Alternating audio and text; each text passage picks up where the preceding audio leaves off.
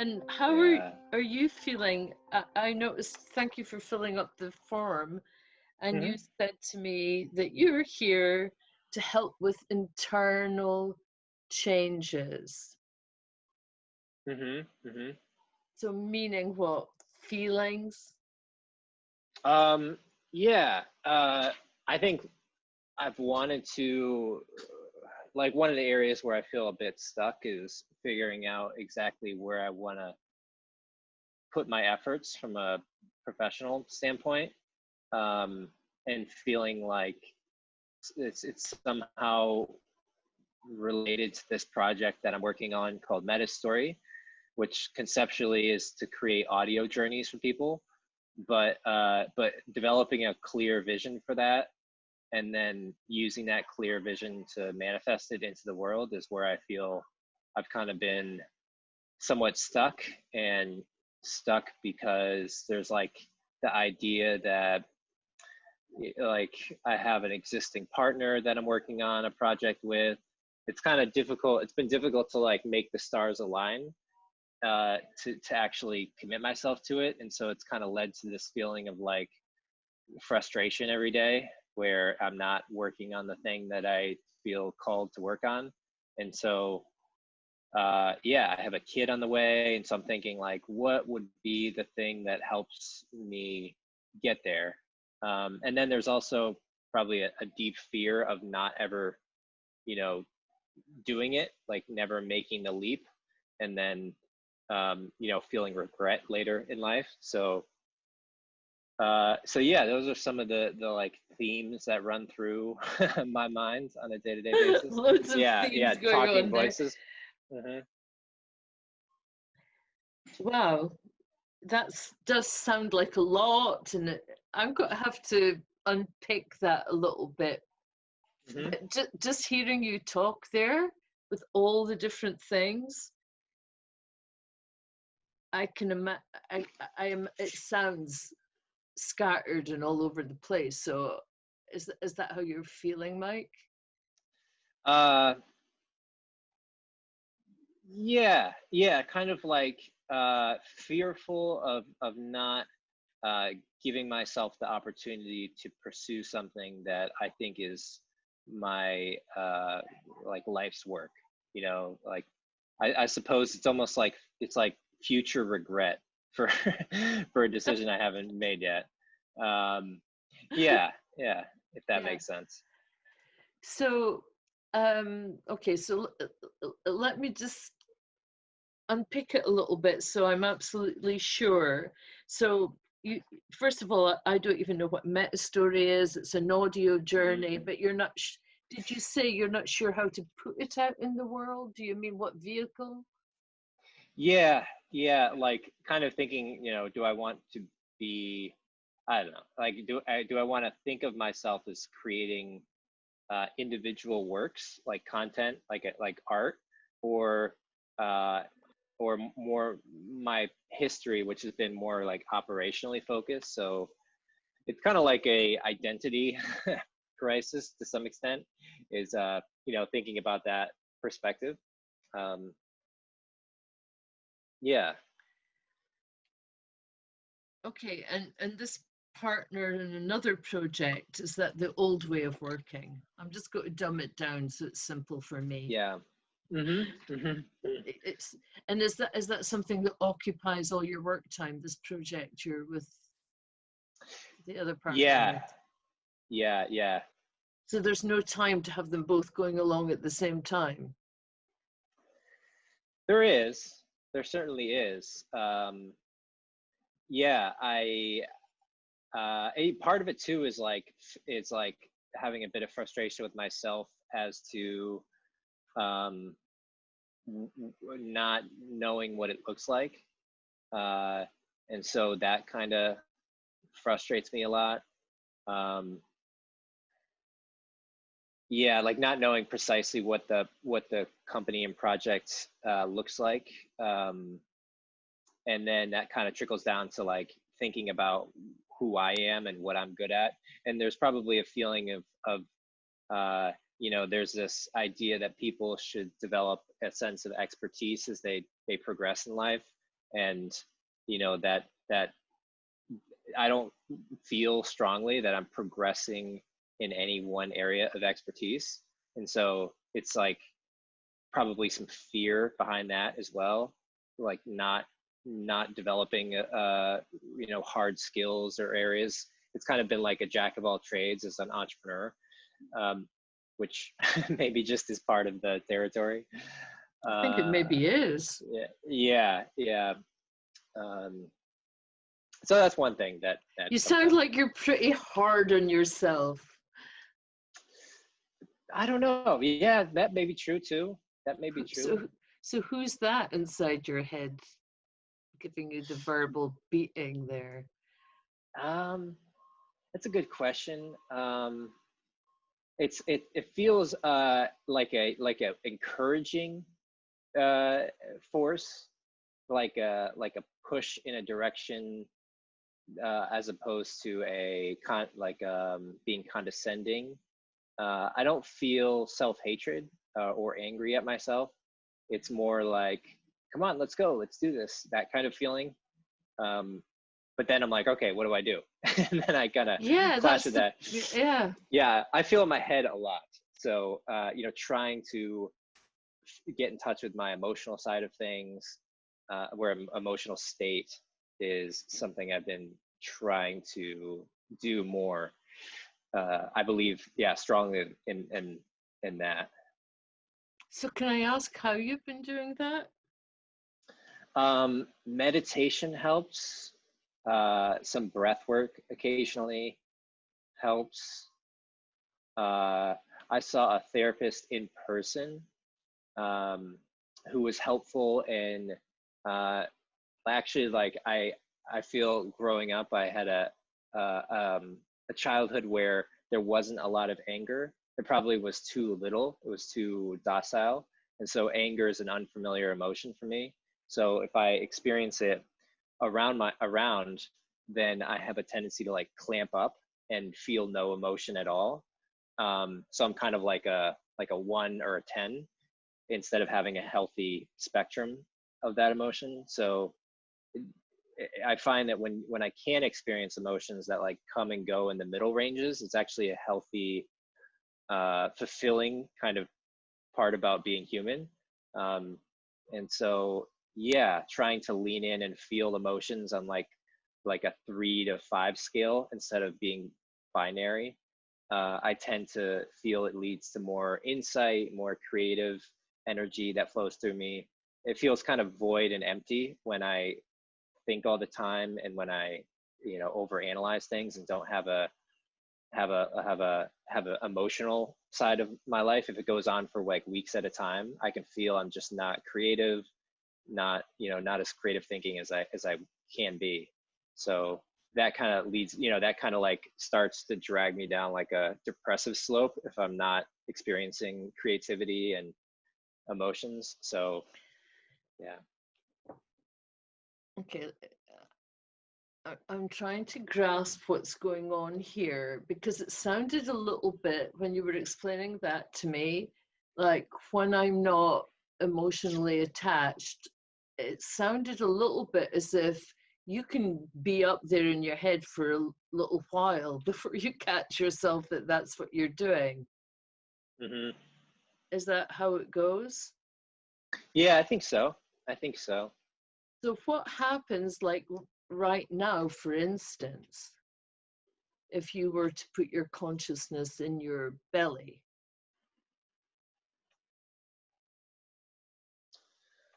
Yeah, that's probably the right way to go about feeling more.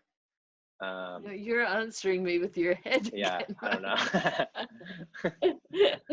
know. So go into your belly, actually go there, and then tell me what happens. Have a little journey, a meta journey, meta story to your belly.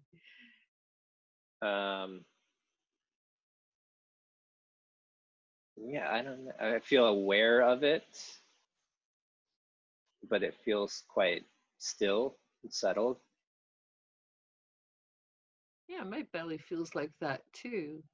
And if I deliberately relax my belly, and my bottom, and you know, that sort of lower half, it whole thing kind of feels heavier. Like you say, aware of it, but I'm very conscious that I'm properly on the chair when I put my awareness there. And I feel grounded and in the room. And like I have a bit more space here. You know, instead of being in this sort of yappy a word in Los Angeles, that yappy bit of your head, suddenly it's like the peripheries open a little bit. Yeah. And then if you go here, let's have a little journey to your heart center now.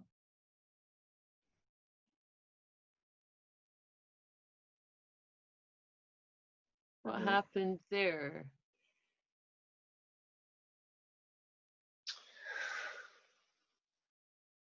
I can feel my heart beating.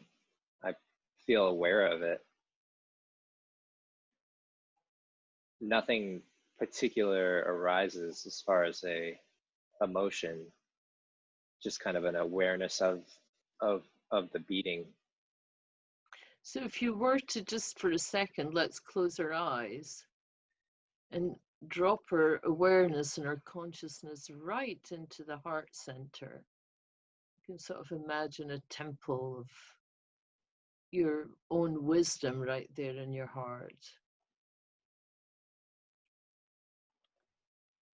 And just put, you know, that thing, that creative thing that you were telling me about, the new idea, the new project right there.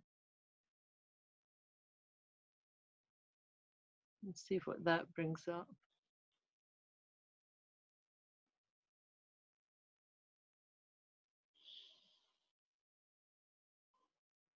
Yeah, I find it somewhat difficult, almost like there's static or noise.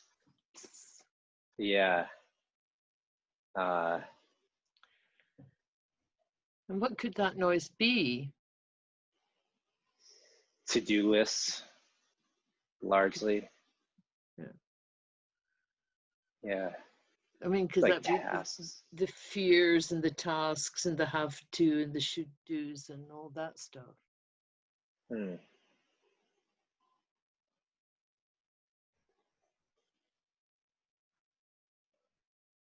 Yeah, and the unfamiliarity with the process. So like not feeling, kind of going between fully believing in it to questioning in it, and then I'm already thinking again.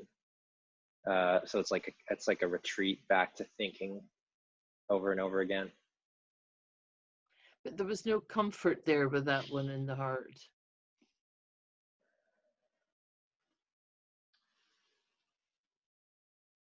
There is, yeah. It's quieter. Okay.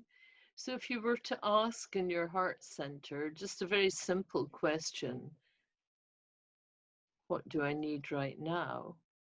Let's try that one, see what you get.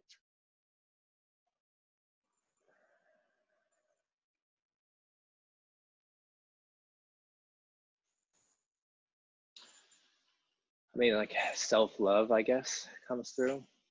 Just kind of finding peace first. It's funny, isn't it? I love that conversations with the heart, how it comes out with something so simple, so profound, and so perfectly right. And I find that with clients all the time, if they're, especially when they're like a question mark in their life, like you are right now. What we do as human beings, we tend to look at the big picture, what will I do? But if we stop for long enough and just ask, what do I need right now? And then actually start meeting your own needs, which your heart's gone, self-love, Mike. Yeah. Start taking care of that. The other stuff will sort itself out. Because, you know, in the first 5 minutes of our conversation, my head was spinning. You know, there's a baby coming, there's an old partner, there's all this if, buts, and maybes. So to get the space is probably simply in the self-love. Because you know all that stuff that, you know, time is, what is it they say, it's just perception time. So if you take care of yourself, all the research they've done on stress management in the workplace, blah, blah, blah, just shows that the more relaxed we are, the more chilled out we are, the more effective we'll be. And when you start actually communicating with yourself, which doesn't happen up here in that yappy place, it happens somewhere else in the body, and you start listening with and communicating with your body, it's telling you you need some self-love. I mean, in the short time I've known you, you've got a baby on the way, you've got a busy job going on. So you start respecting yourself and giving that love and listening to what your body says. I think what you'll find is an opening where you'll be more communicative with yourself and hear what the answers are. Because the brain is, or the mind, I'm not even sure how you would refer to this part, is not always the best tool for those kind of decisions. Yeah, no, it's the wrong tool to decide what you want to do, because we have infinite possibilities. It's useful for getting there, you know, but you know, to determine where you want to go is, I agree with you. Conceptually, I'm on the same page. Yeah. I think it's just, there's also, you know, we have these like personality traits and character types and concepts of who we are. So there's like sometimes I feel a fork in the road of like maintaining multiple persona directions, like this is what I have done, or this is what I believe I'm good at, and this is who I am, versus this is also incredibly interesting or attractive path, and they're not the same path. And so you know, feeling kind of overly distributed, or like you know, my efforts are kind of spread across too many things to be really effective. It kind of is a wearing down effect. Yeah. Although sometimes we're taken on a path and we're never quite sure why, and there can come a time when all those things converge and come together beautifully. Yeah, that's very true too. So we don't know, and there's too many questions and not enough answers. So immediately, I would say to you, start talking to your body, start making that connection with yourself. And all these things, I don't know about you, but I felt a little bit overwhelmed by all of what's going on in your life. So yeah, I'm also moving from Los Angeles to Boston in the next 5 days. So there's like and finding a renter, selling everything. Yeah. So you caught me at a good time. There's a lot to deal with. So listen, I'd like to talk to you for some time more than we have tonight, but I've a feeling right now, because there's so much going on in your head, that if we keep addressing the bits that are going on in your head, we'll end up just going, I'll end up joining you in your game, you know? And I don't want to do that. I think for that part of it, we've maybe said enough. I think the best message was the message that you got from your heart, to listen to yourself and give yourself the love. And it would be great before the next time we speak that you find ways of doing that. And the simplest way is just asking right there, what do I need right now? And if you do that multiple times throughout the day, you will just constantly get yourself into a better place and just come back to the body. You know, we're in our body. Life is here, nowhere else. This is our vehicle, but we spend most of the time in there. So if I was interested, the other part of how we could work together, if it resonates with you, is, you know, you said to me your childhood was too docile, and you spoke about you feel much better when you're doing 3 to 5. So I think what you were, I've never heard that way of putting it before, but I'm guessing what you mean is the different shades. Like we can be slightly miffed, a little bit annoyed, quite pissed off, angry, really furious. That's all the shades. But you do 1 and 10. Is that yeah? Yeah, yeah, It's either yeah, nothing or totally off your head.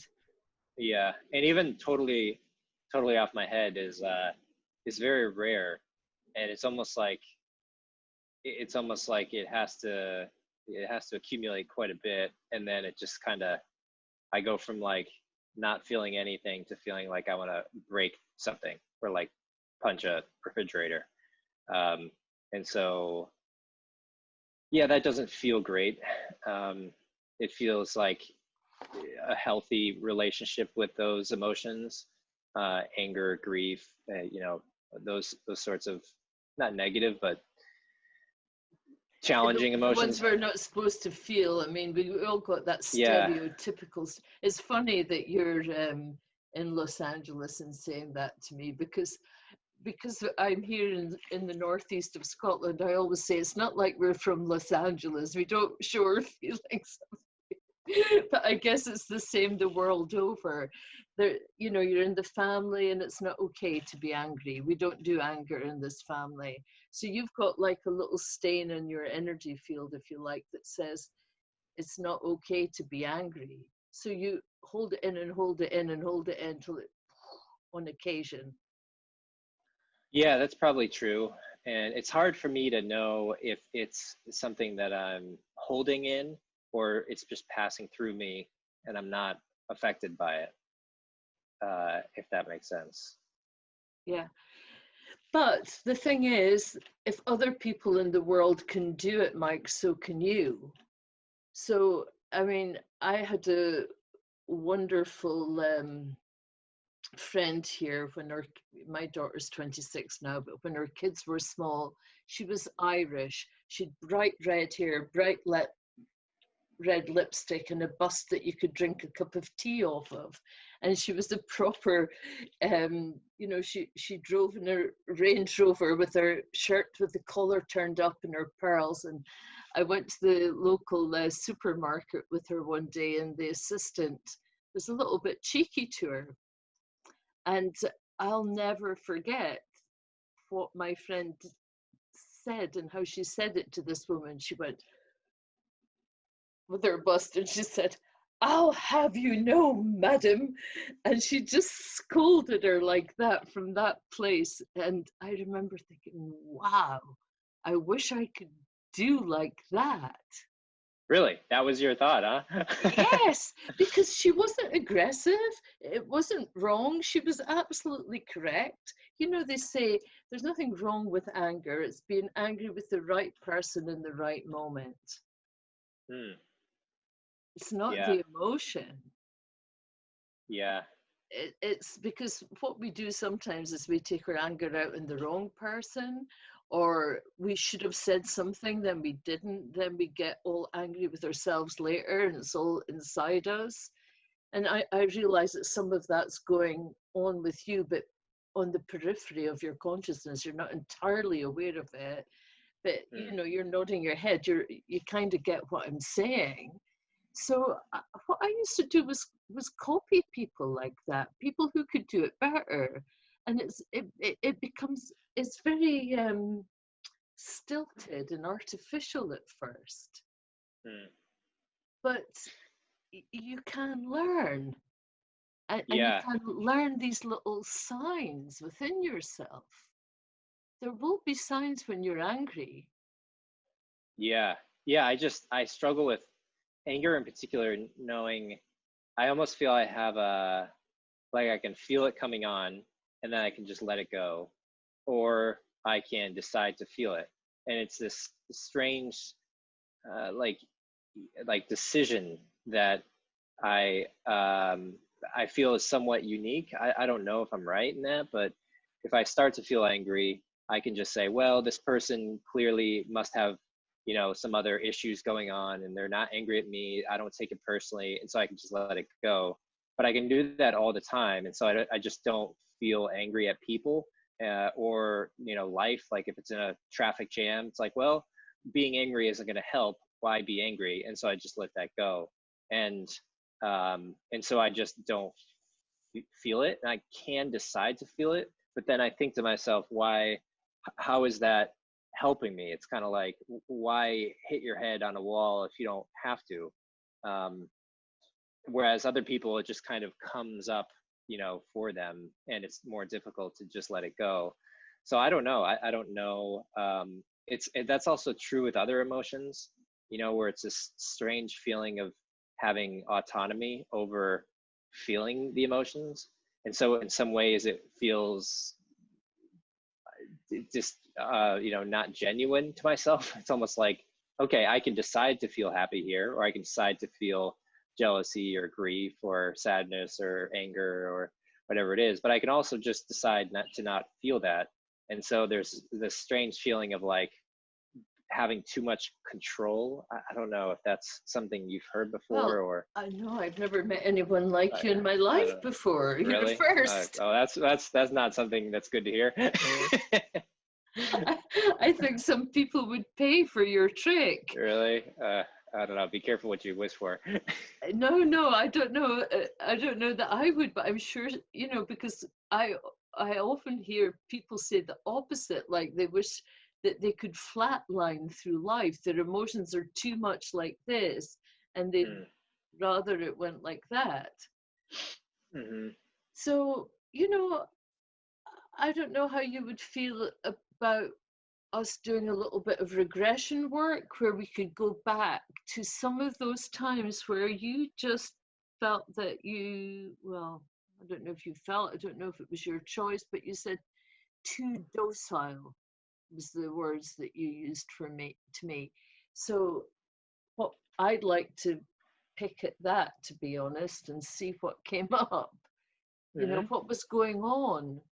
Were you frozen? Were you numb? Were you shocked? Were you scared? Mm. Yeah. So particular time where I felt that way. Yeah, but I mean, we would go into trance to do that. We would just make Mm-hmm. another session and do it because we need a slightly different setup to what we've got right now. I like to explain it with my little drawing. So I'm going to draw a little stick man mic on my paper and with a big energy field around him. And then I'm going to use my blue pen to make a little stain on the energy field. So let's say this was like maybe when you were 3, and let's say you were 2, because we have 2-year-old tantrums and stuff, don't we? Mm. And maybe you got scolded for having a tantrum, or you just got the subliminal message that that wasn't okay. So this feeling of it's not okay to show certain emotions was kind of trapped because none of us were ever taught how to process our emotions. But there it Mm. is, sort of bleeping away on your energy field. And because of the law of attraction, you come across a similar situation when you were 6 or something. And so then you've Mm. got more of that. And then it Mm. builds up to the point where it's such a big vibration on your field that it's doing something, numbing you or something, where it's making it hard for you to think. Mm. That makes sense. So what we can do is, I'm not a great artist, as you can see, but I'll do my best. We can put in a little tap. Is it a faucet in Los Angeles? We can draw a faucet in there, and then we can open it and let all that stuff come out. So it's not That's going to great. stop bad stuff happening in the present. Life will still be life, and there'll be good days and bad days, but you can stop carrying it all from the past and bleeping out to the universe, you know, whatever Mm-hmm. message you're bleeping out to the universe right Mm-hmm. now. Does that make Mm-hmm. sense? Totally. So Yeah. how would you feel about doing that and having Very, the very open to it. Okay, so let's do that, Mike, because I'm Sure. aware that you've got to go in 5 days to Boston. So do you fancy doing a little scientific experiment with me over the next 5 days? Sure. Just constantly tuning into that. I've got a little meditation that I can send you, but you don't Okay. have to listen to it. I know how we're all time poor these days, but I'll send it to you and you can listen to it 2 or 3 times. And once you've listened to it 2 or 3 times, you'll get the gist of it. And then you can just do it in your head, just as you're walking. Okay. It's not like it's not one of those om type, very deep meditations. It's the exercise of looking into the temple of the heart. Mm. Maybe if you've got time to scribble on a journal, but just start to be aware of how you're feeling moment to moment. And when you do get feelings, of where you're feeling them in your body. Mm. Just keep coming back to the body. Stop working or trying to work out everything in the head, because it's just not as clever as we give it credit for. Mm. Agreed.